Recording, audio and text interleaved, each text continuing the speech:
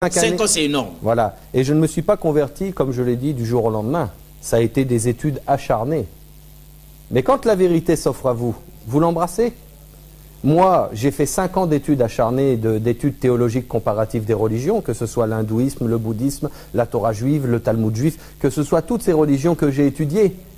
Mais comme si vous voulez, quand j'ai vu, comme je vous avais dit, vous prenez tous les livres religieux de ce monde, que ce soit la Bible, le judaïsme, l'hindouisme, le livre de Vega de l'hindouisme, le livre du bouddhisme, le livre de la Torah juive, tout ça, et le Coran, et je dis bien et le Coran. Le Coran est le seul livre au monde qu'un être humain peut retenir de tête sans nous oublier une seule lettre. Ah, vous l'aviez dit ici. Je le redis pour preuve. J'aimerais que vous me trouviez un chrétien, un juif, un hindou qui a retenu son livre religieux de la première lettre, de la première chapitre au dernier chapitre. Vous n'en trouverez aucun. Mais par contre, chez nous les musulmans, 6000 versets, 114 sourates, vous trouverez je ne sais pas combien de musulmans qui connaissent le Coran par cœur sans oublier une seule lettre et sans en déformer d'un seul mot. Si ce livre ne vient pas de Dieu, il vient de qui ?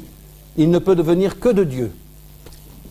Pasteur Ézéchiel, avec tout le respect qu'on vous doit, l'apôtre Tati, le doyen Gandega, Synode Zabantou en personne, est-ce qu'on vous a laissé une semaine, là vous nous avez trouvé un seul chrétien capable de réciter la Bible, de la Genèse jusqu'à l'Apocalypse, de la Genèse à l'Apocalypse, sans omettre un seul mot, ni un point, ni une virgule, rien, absolument rien.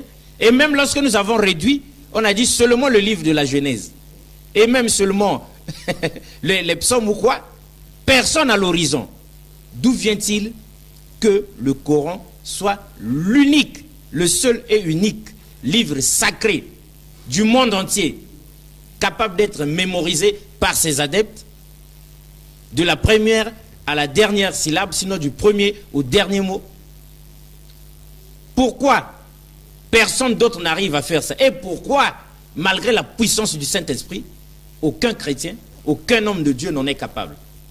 Une grande interrogation qui nous fait mal. Alors,